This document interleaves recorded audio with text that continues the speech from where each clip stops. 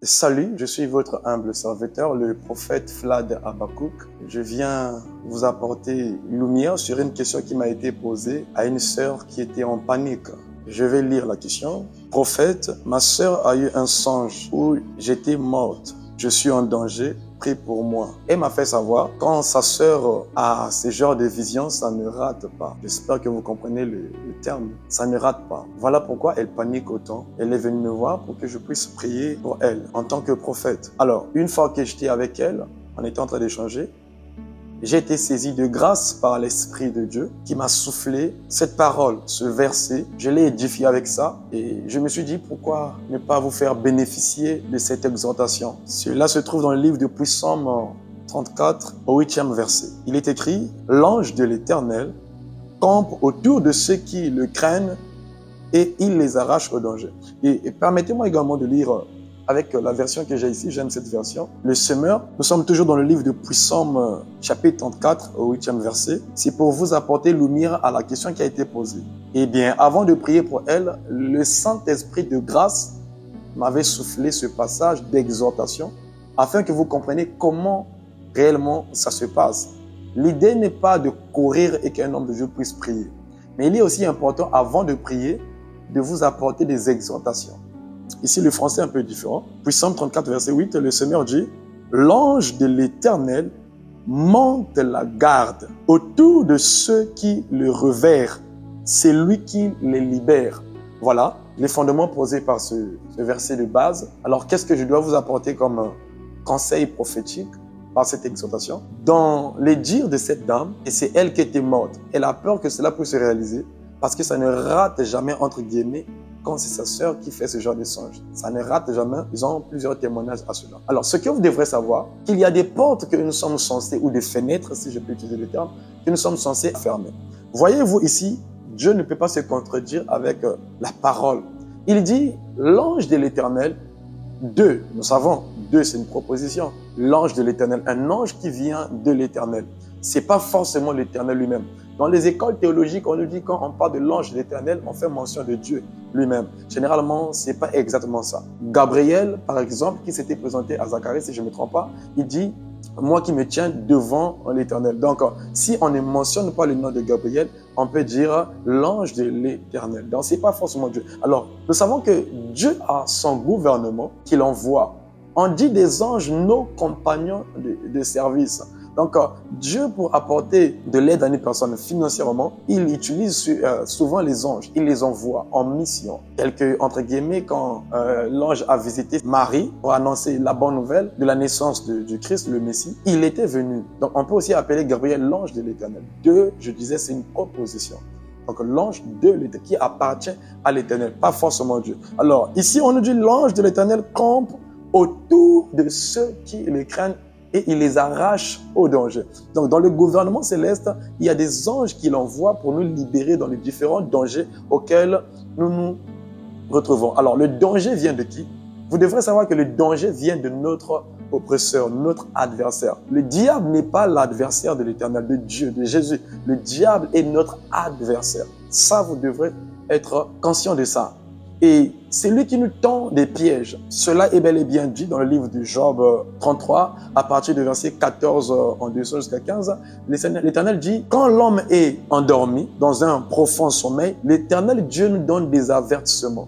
L'Éternel Dieu nous parle par des songes. Et le fait qu'il nous parle par le moyen des songes ou des visions quand nous sommes plongés dans un profond sommeil, c'est pour nous avertir et veiller. Pourquoi il veut nous avertir? Eh bien, parce que c'est bel et bien, quand tu vas lire entre le verset 16, 17, vous allez vous rendre compte, l'ennemi tend des pièges. L'Éternel dit par ce passage biblique, l'ennemi creuse des fosses. Les fosses sont creusées pour que nous puissions tomber, qu'on puisse nous enterrer. Ça vient de l'ennemi. Il nous parle encore des coups de glaive. C'est des armes que l'ennemi utilise pour nous atteindre. Mais Dieu, à travers des visions et des songes, il est là pour nous avertir. Le but, c'est pour nous détourner du mal, du piège de l'ennemi. Et c'est bel et bien mentionné dans le livre de Proverbes, chapitre 26, au verset 2. Comme l'oiseau s'envole, comme l'hirondelle s'échappe, ainsi la malédiction sans cause n'a pas d'effet. Le problème n'est pas j'ai eu un songe ou on a un songe qui me concerne, j'étais mort On était en train de me pleurer, je panique, prophète, prie pour moi. Oui, je prie, de grâce, Dieu te libère, Dieu t'épargne. Mais vous devrez savoir que la grâce est trompeuse. Alors, il est important aussi pour que cette grâce que vous voulez que le Seigneur vous accorde à travers la prière de l'homme de Dieu que je suis, agisse. Ça peut agir bel et bien, tout comme ça peut pas aussi fonctionner parce que vous n'avez pas respecté les principes divins. Alors, de quel principe divin je parle? La crainte de Dieu. Le premier passage qu'on vient de lire dans Psaume 34, au 8e verset, l'ange de l'Éternel campe autour de ceux qui le craignent. Donc, le Seigneur dirige ses anges en intervention. Il y a une condition qui est là. Aux personnes qui ont la crainte de Dieu. Vous savez, on dit la crainte de Dieu est le début de la sagesse. Alors, si tu n'as pas la crainte de Dieu, la crainte de Dieu se trouve dans le respect de l'alliance, de sa parole. Parce que l'Éternel, vous devrez souligner, veille sur sa parole, afin que sa parole ne retourne pas auprès de lui sans que cela puisse s'accomplir. Imaginez, nous avons ici l'histoire, rapidement, laissez-moi vous parler de l'histoire de Pierre. L'histoire est dans le livre de Actes, chapitre 12, Actes des Apôtres, à partir du 4e verset, 5e jusqu'en descend, où on parle de Pierre que Hérode avait emprisonné et on devrait le tuer le lendemain. La Bible dit que les apôtres, l'Église était réunie, ils étaient en train d'intercéder pour Pierre. Et nous connaissons tous l'histoire. Qu'est-ce qui s'est passé au moment où l'Église était en train d'intercéder pour Pierre? Alors Pierre se retrouvait en prison, enchaîné. Il y a des gardes et des geôliers qui étaient là pour le surveiller afin qu'il n'échappe pas. Soulignons ici que Pierre était en danger. Ici, le danger de Pierre, c'était quoi? La mort. Parce qu'on devrait le lendemain le faire comparaître devant le public et le mettre à mort. Parce que Hérode avait trouvé plaisir dans ça. Parce qu'avant qu'on puisse emprisonner Pierre, nous savons que le premier martyr, il y a eu Étienne qu'on avait emprisonné et on l'avait tué. Et Hérode avait trouvé plaisir de le faire. Donc nous mentionnons ici le premier apôtre qu'on avait emprisonné, le premier martyr, il n'avait pas échappé à la mort. Et le deuxième, c'était Pierre, selon Actes chapitre 12. Mais l'Église, à la seule différence, était en train de prier. C'est comme cette dame est venue, elle se voit en danger par rapport à ce songe. Elle a bien fait de venir me voir que je puisse prier pour elle parce que le songe indique qu'elle est en danger. Elle peut mourir aujourd'hui, dans 1 mois, 1 année. Il y a une petite réflexion que nous devons tous avoir. Selon le livre de Psaume 34, l'ange doit venir pour arracher ceux qui craignent Dieu. N'oubliez pas ça. Les seigneurs envoient les anges pour arracher ceux qui sont en danger, mais ceux qui ont la crainte de Dieu. Cela est bel et bien clair. Imaginez que Pierre avait volé. Et si ce n'est pas la grâce de Dieu pour lui, est-ce que l'ange devrait être envoyé pour le libérer de la prison de ses chaînes? Je vous dis non, si ce n'est pas la grâce de Dieu. Imaginez Pierre, la cause de se retrouver en prison, il a l'enfant de 2 ans. Le Sommeur dit, il monte la garde seulement pour ceux qui ont la crainte de Dieu. Donc, je le redis, imaginez Pierre en prison, le fait qu'il se retrouve en danger, il avait vu l'enfant de 2 ans, 3 ans, ou il avait tué. Alors, qu'est-ce que la prière des saints, des apôtres, allait faire en sa faveur? Rien.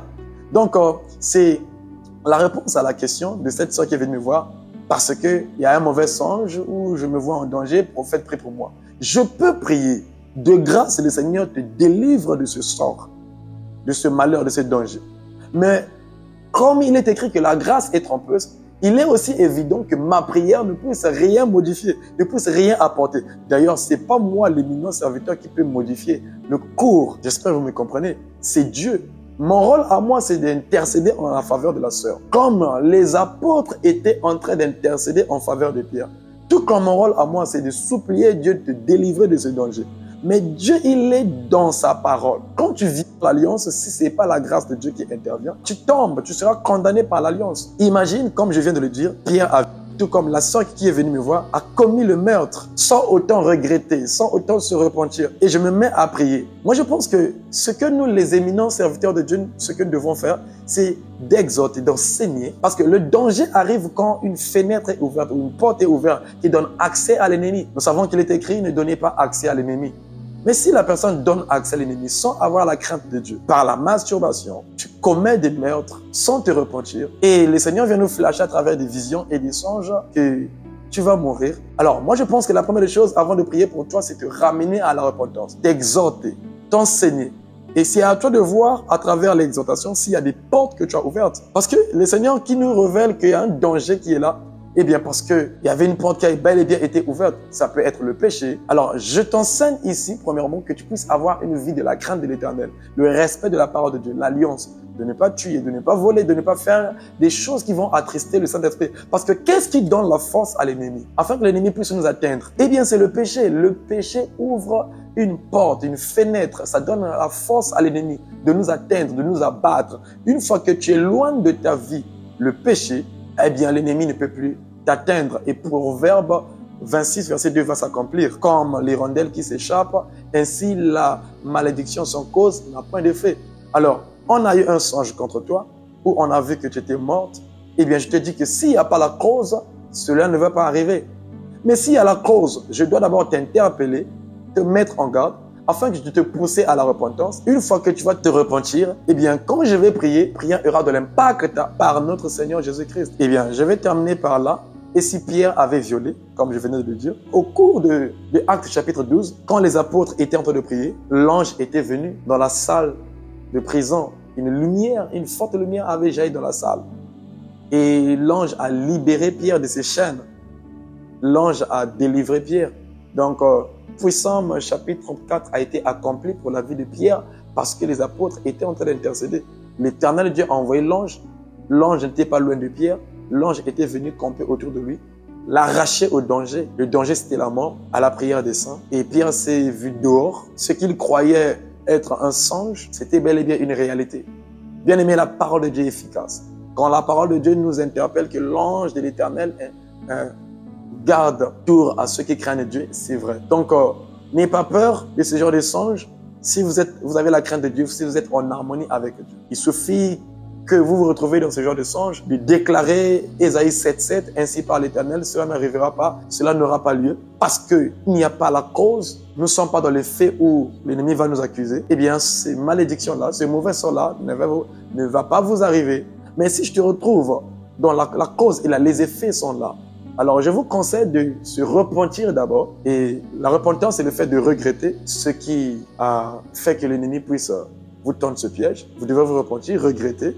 Et une fois que vous priez ou je prie pour vous, le Seigneur va libérer, mandater un ange qui viendra vous libérer de ce danger. Alors, c'était ça l'exhortation. Ne courez pas directement vers les hommes de Dieu. Examinez-vous d'abord. Salomon dit que celui qui réfléchit sur des choses trouve le bonheur. Généralement, beaucoup sont victimes des songes, des visions où si c'est un homme, c'est des femmes de nuit. Si c'est une femme, c'est des maris de nuit. Si tu viens me voir, je te dirais, est-ce que tu fais la masturbation? Parce qu'il y a la cause qui est là, qui a ouvert une porte ou une fenêtre. Est-ce que tu as une vie d'impudicité? Il faut d'abord réparer ce qui donne accès à cette force diabolique. Et une fois qu'on va prier, le mari ou la femme de nuit va fuir. Mais si tu te mets à faire la masturbation, si tu te mets à entretenir une vie d'impudicité, je peux prier pour toi. Eh bien, l'ange de l'Éternel ne te délivrera pas de cet esprit de nuit. J'espère que vous m'avez compris. Je suis votre humble serviteur, le prophète Vlad Habakkuk, derrière vos écrans. Je prie que ce message puisse vous bénir. Nous avons élaboré un concept. Prophète, j'ai une question. Alors, vous pouvez nous envoyer vos questions à travers des messages ou le numéro qui est en bas de vos écrans. Si ce message vous a béni, veuillez partager cela aux élus de Dieu. Merci. À nous revoir.